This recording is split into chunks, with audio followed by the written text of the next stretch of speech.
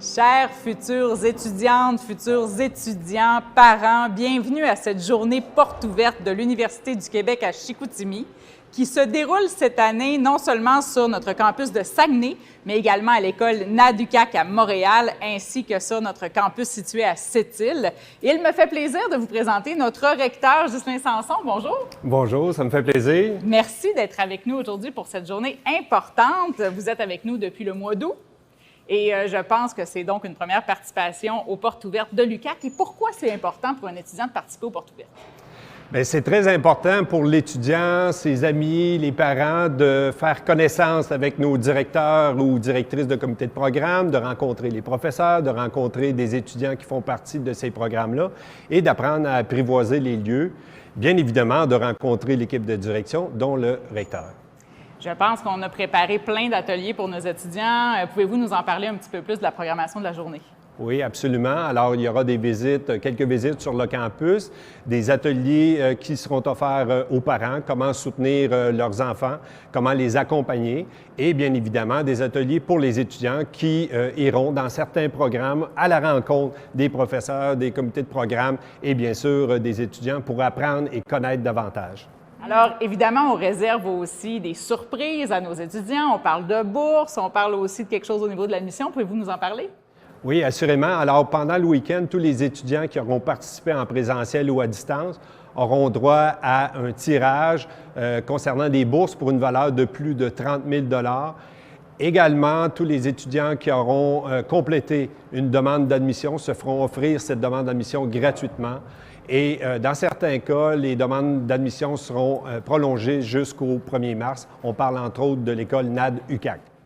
Alors, donc, il y a plein d'avantages à venir nous visiter. Merci d'être avec nous, que ce soit à Chicoutimi, à Montréal, à Sept-Îles. On vous souhaite une excellente journée de porte ouverte. Trouvez des réponses à toutes vos questions, puis au plaisir de vous recevoir l'année prochaine. Et je salue bien particulièrement nos étudiants internationaux qui se joignent à nous à distance. Merci.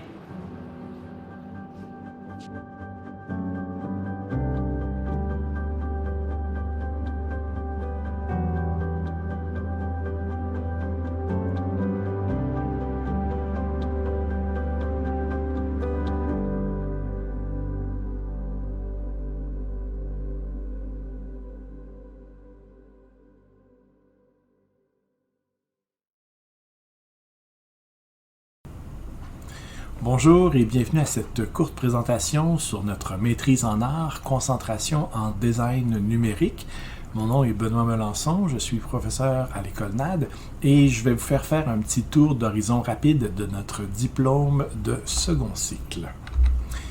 La concentration en design numérique de la maîtrise en art vise à parfaire la capacité des praticiens, créateurs et chercheurs à saisir la complexité des enjeux actuels.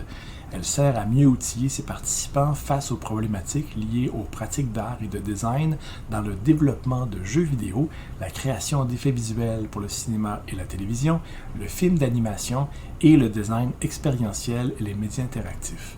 Pour nous, à l'école NAD, ça fait longtemps qu'on prépare les gens à travailler dans les industries créatives et d'avoir un programme de maîtrise qui vient s'ajouter maintenant à notre baccalauréat. C'était un petit peu l'évolution logique là, de cette compétence-là. Ça répond aussi à des demandes qu'on voyait se manifester dans les industries. L'idée pour les entreprises de pouvoir aller chercher des gens qui étaient outillés de manière différente, qui pouvaient appréhender la pratique, mais également avec un œil critique, un œil de chercheur. Et c'est un petit peu pour ça qu'on a décidé de se développer vers cette direction-là. Qu'est-ce que c'est une maîtrise en art? À la base, on essaie d'appliquer des tenants et des approches scientifiques à une démarche artistique. C'est assez particulier. On n'est pas les seuls, bien sûr, à le faire. Ça se fait déjà dans de nombreuses institutions depuis un certain temps. Mais ça vient, bien sûr, proposer à des artistes, parfois, un certain défi. Il faut savoir un petit peu approcher d'un œil critique, ce qu'on fait souvent de manière très impulsive, c'est-à-dire créer. Donc, il y a cette idée de formuler une question, d'articuler par rapport à ça une hypothèse, planifier, structurer une démarche qui va nous emmener donc à éclaircir les différents tenants de cette question-là. Il va y avoir des expérimentations, de la recherche-création et éventuellement, on va pouvoir proposer une réponse à la question qu'on se posait au départ. Puis pour l'étudiant, évidemment, ça peut prendre toutes sortes de chemins aussi tortueux que fascinants parce qu'évidemment, à mesure que les recherches avancent, la question se raffine, puis la réponse est parfois surprenante. Donc, c'est souvent un parcours qui est toujours un petit peu propre à changer, propre à se modifier à mesure que l'étudiant le parcourt. On a 4 grands axes de recherche qui pourraient découler un petit peu de l'approche de la maîtrise telle qu'on l'a à l'École NAD.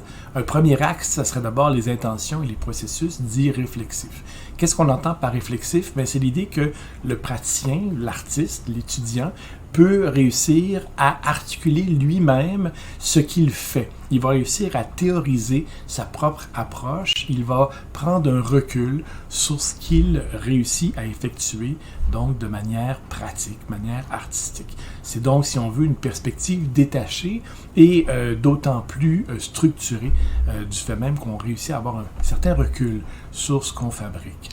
Comme deuxième axe, il y a évidemment les différents produits, les œuvres, les artefacts culturels qui vont être novateurs. On pense aux films immersifs, aux œuvres de réalité virtuelle, de réalité augmentée, aux différents types de jeux vidéo qui ont des interfaces haptiques ou d'autres manières d'appréhender de manière nouvelle, si on veut, l'expérience du jeu, et ainsi de suite.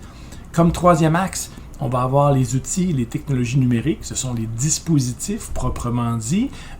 Comment est-ce qu'on peut utiliser ces dispositifs-là tout en allant plus loin, mais des fois également en les détournant de leur sens premier pour en faire autre chose. Comment est-ce qu'on peut combiner également ces différents dispositifs-là pour en créer de nouveaux, d'un aspect très modulaire de la chose, très bricolé. Et comme quatrième axe, on pourrait enfin mentionner les contextes situés et incarnés de la pratique. C'est dans le fond un petit peu les aires d'expérimentation, les aires du faire qu'on va retrouver notamment en industrie, mais qui ne sont pas toujours des endroits où est-ce qu'on a le temps de se poser des questions ou de proposer une réflexion sur ce qu'on fait. Donc la maîtrise, c'est un petit peu ça aussi. C'est une occasion pour ceux qui font dans leur quotidien des choses, mais de prendre donc un moment pour articuler une réflexion sur ces pratiques-là. Le déroulement des études à la maîtrise est séparé en 2 grands blocs. L'étudiant commence par ce qu'on va appeler le bloc scolarité. Ce sont des séminaires, des cours, dans le fond, qu'il va suivre en compagnie de ses collègues étudiants. C'est durant ce bloc-là que les professeurs vont passer l'essentiel de leurs notions aux étudiants. On va apprendre à faire de la recherche, on va se familiariser avec certains problèmes, certaines grandes problématiques des industries de l'infographie, du design et des arts. Et à travers tout ça, l'étudiant va tenter de peaufiner et de mieux articuler ce qui va devenir son sujet de recherche. On va essayer de voir exactement quelle est cette fameuse question, quel est ce carré de sable dans lequel l'étudiant va pouvoir s'amuser pour essayer de trouver, dans le fond, une réponse à sa problématique de départ. Donc, dans le fond, on essaie ici de formuler ce qui auparavant est un petit peu flou et ça implique bien sûr souvent de spécialiser, de focusser notre regard d'une manière relativement pointue, simplement parce que c'est là que la recherche peut vraiment prendre tout son sens, toute sa pertinence, puisqu'elle peut aller davantage en profondeur plutôt que de s'égarer de manière superficielle. Une fois que ces différents cours, ces différents séminaires sont complétés, l'étudiant va rentrer en recherche. Le bloc de recherche, c'est vraiment là où est-ce que le projet de l'étudiant va prendre son envol. Parallèlement à ces expérimentations-là, cette production artistique-là, il va avoir une rédaction, on va pondre le fameux texte, le mémoire, qui va venir concrétiser un petit peu la réflexion, la conscientisation de l'étudiant à travers un texte savant qui va servir donc par la suite à pouvoir transmettre ces différentes connaissances et découvertes. Finalement, au bout du parcours, on dépose le mémoire et c'est là que le jury va pouvoir l'examiner porter son jugement, recommander peut-être certaines modifications, bref, faire en sorte que ce fameux mémoire et l'œuvre qui l'accompagne soit le plus significatif et optimal possible, puisque c'est bien sûr quelque chose qui va servir à ceux qui nous suivent pour avancer encore davantage, donc, ces problématiques-là.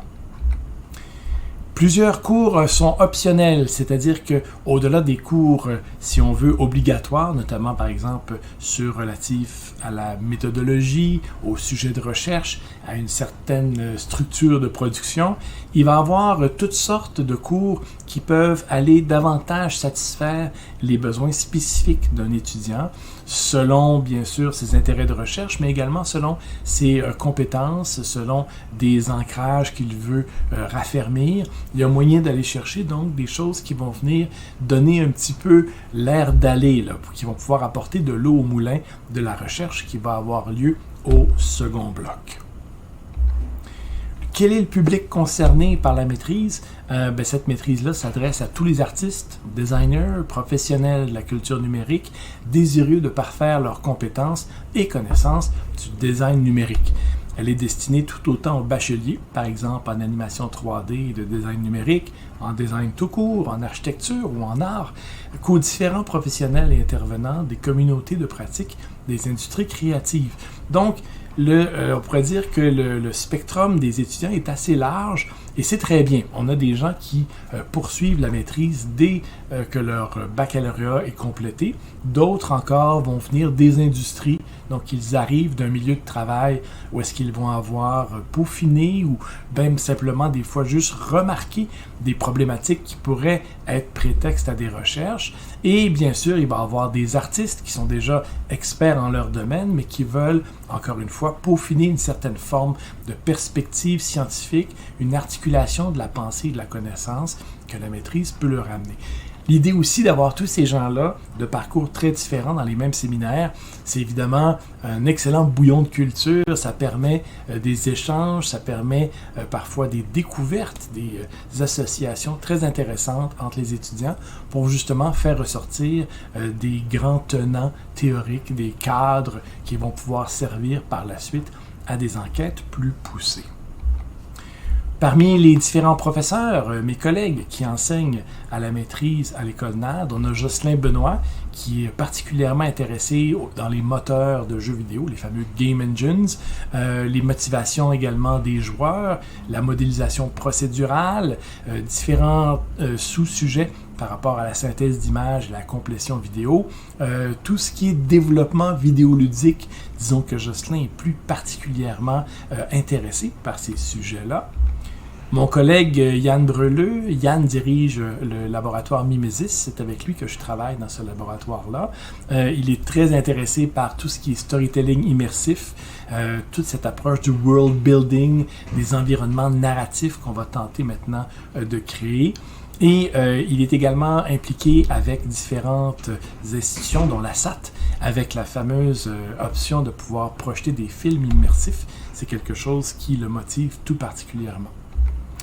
Laureline Chapelleau, qui elle est davantage issue du monde du design, va aller davantage vers l'épistémologie, la philosophie pragmatiste, le jeu vidéo aussi comme sujet de prédilection. Son collègue Dave Howie, qui dirige le laboratoire Praxis, Dave est très intéressé par le jeu vidéo, mais également la méthodologie, l'idée d'une approche basée sur le design collaboratif et également cette idée, encore là, de réflexivité, de savoir professionnel que les praticiens peuvent tenter de dégager. Moi-même, qui est intéressé avant tout à la prévisualisation, au prototypage rapide, à la mise en forme de la vision de l'artiste, également à la création itérative, la production virtuelle, la philosophie de l'imagination, les règles de la fiction et de la mise en forme. Et mon collègue Louis-Philippe Rondeau, qui est avant tout intéressé par l'interactivité, l'interaction, qui fabrique par bricolage, c'est un bricoleur, différentes formes d'interfaces tangibles qui donnent lieu d'ailleurs à des œuvres numériques d'un grand intérêt. Pour vous présenter maintenant quelques exemples de recherche par nos différents gradués qui sont passés par la maîtrise auparavant, Mentionnons Laurent Gosselin, qui a fait des recherches par rapport aux jeux vidéo et à la thérapeutique. Lui a proposé un jeu vidéo qui sert d'outil de réadaptation pour des gens afin de réussir à accélérer ce processus-là par voie de jeu. Nadia Milcheva, elle, a regardé les questions d'empathie et d'interface tangible en proposant une expérience de facto qu'on peut vraiment saisir de manière tangible par rapport à des avatars qui normalement demeurent virtuels. Sylvain Marotte, qui est réalisateur, spécialiste du cinéma immersif à 360 degrés, qui a utilisé le prétexte de la maîtrise pour faire un retour théorique et très stratégique sur une pratique qui s'est échelonnée sur plusieurs décennies. Sylvain qui maintenant poursuit ses recherches au doctorat.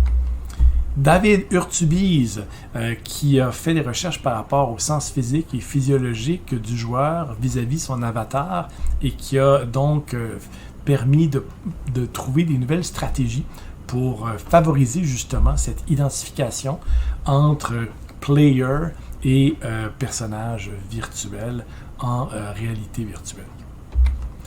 Thibaut Prine, qui a fait des recherches en génération procédurale, c'est cette fameuse modélisation d'objets synthétiques qui va découler non pas d'intervention humaine, mais plutôt d'algorithmes préprogrammés. Ça permet de générer très rapidement des environnements qui paraissent complexes, notamment dans le cadre de jeux vidéo.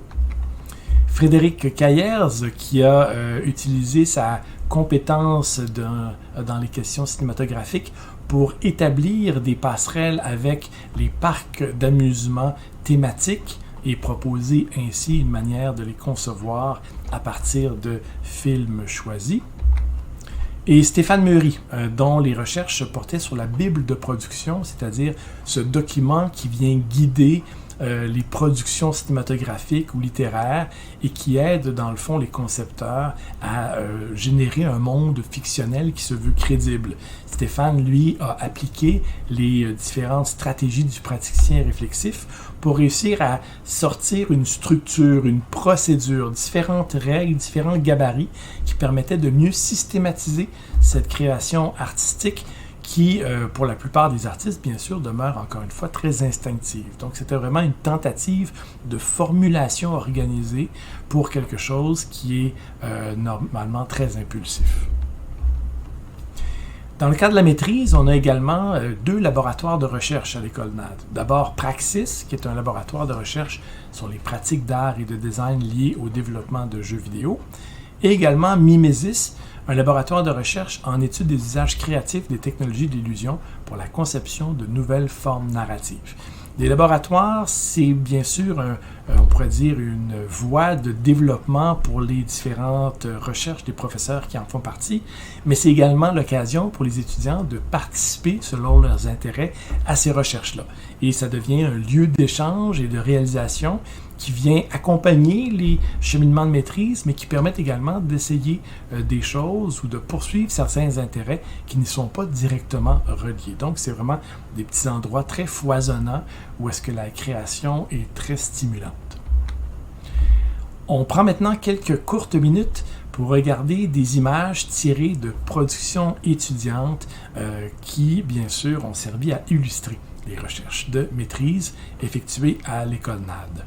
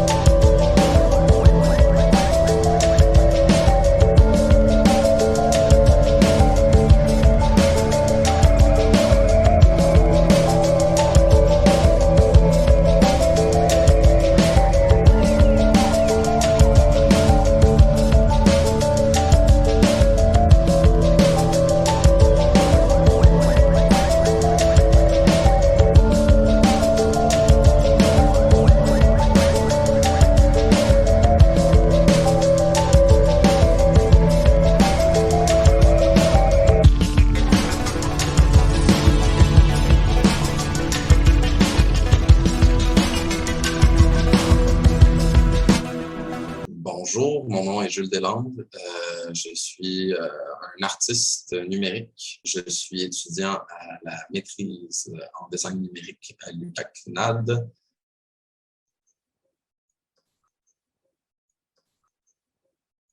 Après 5 ans de pratique professionnelle en technopédagogie et en production artistique variée, à travailler avec les moteurs de jeu, avec la modélisation 3D, la robotique. J'avais envie de prendre le temps et d'avoir le support nécessaire pour créer un corpus de création qui était autant substantiel au point de vue théorique qu'expansible au point de vue de la production.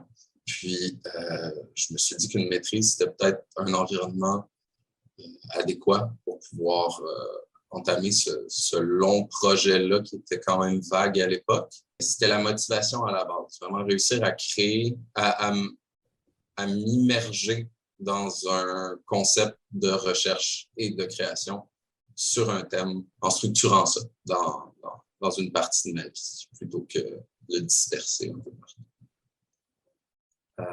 Je travaille sur le reenactment d'archives de la performance artistique comme artist game de façon simplifiée.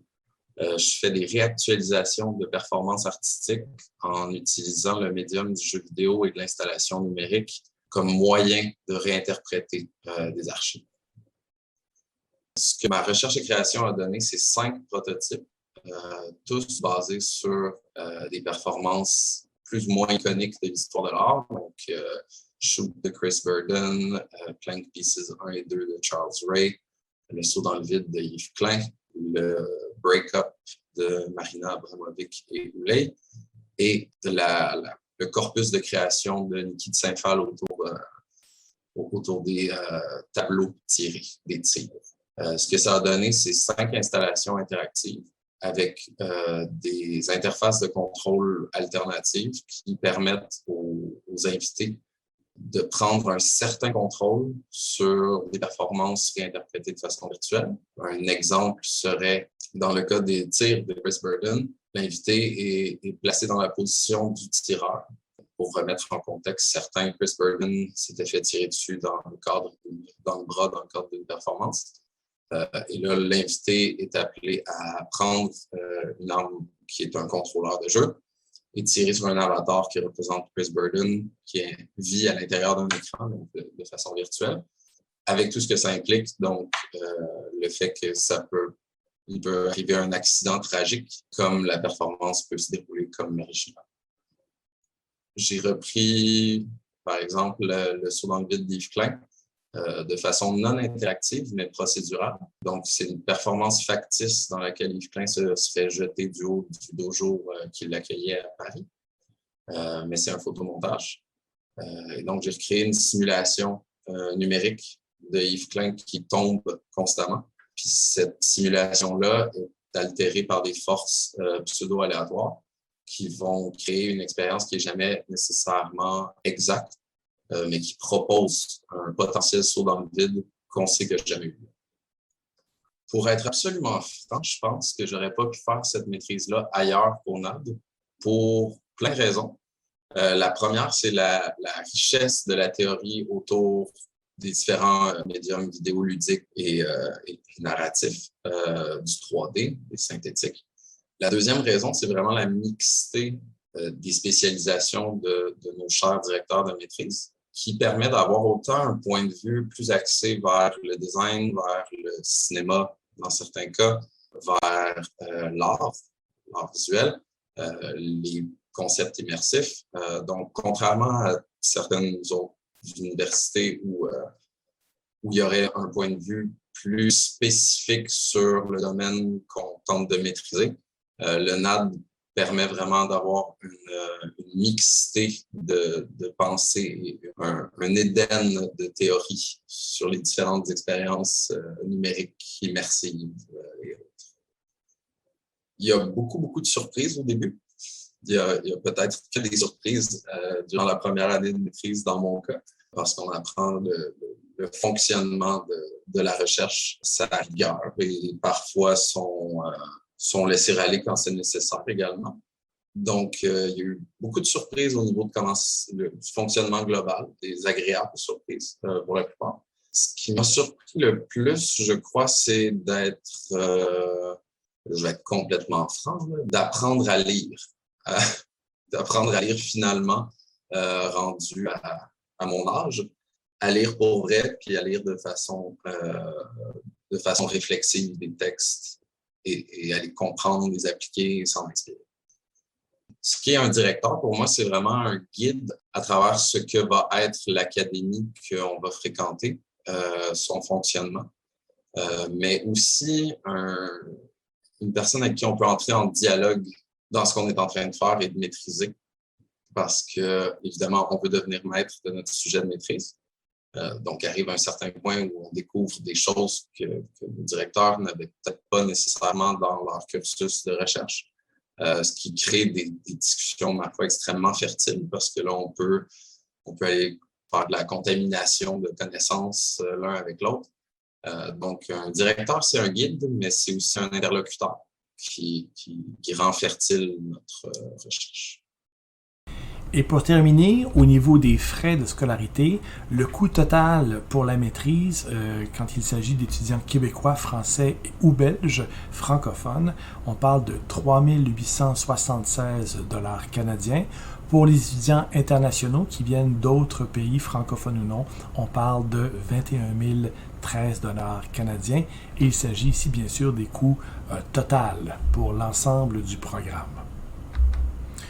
Pour ce qui est des démarches administratives, nous vous encourageons bien sûr à non seulement remplir le formulaire disponible, mais également à y joindre votre curriculum vitae, un portfolio qui au NAD est toujours une des méthodes traditionnelles avec lesquelles nous acceptons les différents étudiants qui postulent à nos programmes, une lettre d'intention qui peut servir notamment à présenter une ébauche de votre sujet de recherche, ainsi que 3 rapports confidentiels réalisés par des proches sur votre capacité, vos aptitudes aux activités et aux études de maîtrise.